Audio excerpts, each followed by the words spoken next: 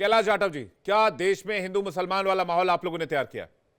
सभी पैनलिस्ट को मेरा नमस्कार और स्वामी जी के चरणों में मैं नमन करता हूं। विवेक भाई को मेरा नमस्कार। मैं अभी सुन रहा था, समाजवादी पार्टी के प्रवक्ता महोदय बता रहे थे कि इस देश में समय समय पे अपने हिसाब से धर्म का वाचन होता रहता है, लेकिन मैं अपना तरफ से एक मेरा मत है कि हिंदुस्तान में राणा सागा को जिस तरीके से बोला गया, राणा सांगा हमारे देश के इतिहास हैं, हमारे लिए महापुरुष हैं। जिस तरीके से गाय के गोबर में से बदबू आती है और वो भी एक यदुवंशी नेता को, तो मैं समझता हूं ये हमारे देश का दुर्भाग्य है कि यदुवंश में वो पैदा हुए। क्योंकि जिस व्यक्ति को हिंदुस्तान में रह के गाय के गोबर से बदबू आती है, गाय के गोबर में क्या है ये नासा ने भी सिद्ध कर दिया है। इस बात को उनको समझना चाहिए। और उनका नेता जो है वह गंगा स्नान करने क्यों जाता है, वह रामचंद्र जी के दर्शन करने क्यों नहीं जाता? जबकि अयोध्या में 500 वर्षों बाद रामलला का मंदिर का स्थापना हुआ है, वह रामलला के दर्शन करने नहीं जाता, लेकिन करोड़ों की जहां भीड़ आती है वहां गंगा जी का स्नान करने जाते हैं और वहां आरोप लगाते हैं कि यहाँ भ्रष्टाचार हो रहा है। कौन सा भ्रष्टाचार, कैसा भ्रष्टाचार? आधे से ज्यादा देश ने वहां स्नान कर लिया।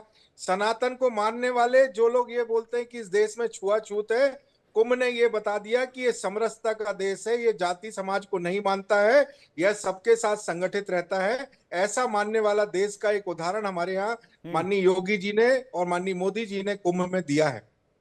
इसके बाद आप देखें कि कुंभ में जो लोग स्नान करते हैं और जो लोग वहां आते हैं, जो गंदगी करते हैं और गंदगी करके चले जाते हैं, और वहां जो हमारे सफाई कर्मचारी हैं वो गिनीज बुक में रिकॉर्ड बनाते हैं, लेकिन भारतवर्ष की कोई भी राजनीतिक पार्टी उनको नहीं पूछती है, उनका सम्मान नहीं करती है। कोई राजनीतिक मसला नहीं है, ये एक धार्मिक मामला है। और उसी धार्मिक मामले की जगह को वहां का वक्फ बोर्ड कमेटी बोलती है कि ये जमीन वक्फ बोर्ड की है। वक्फ बोर्ड भारत के संविधान से ऊपर नहीं है। वक्फ बोर्ड एक व्यवस्था थी जिसको कांग्रेस ने नेतागिरी के चक्कर में इतनी ताकत दे दी कि उन्होंने उस देश को अपना बना लिया जिसको वो अपना नहीं मानते हैं। तीसरी बात विवेक जी मैं ये कहना चाहूंगा, ये बहुत महत्वपूर्ण है। हम सबको ये समझना पड़ेगा कि इस देश में हमको कौन से धर्म को मानने के साथ रहना पड़ेगा। हम किस व्यवस्था के तहत इस देश में रह रहे हैं, हम जिस देश में रह रहे हैं हम उसकी बात कर पा रहे हैं कि नहीं कर पा रहे हैं।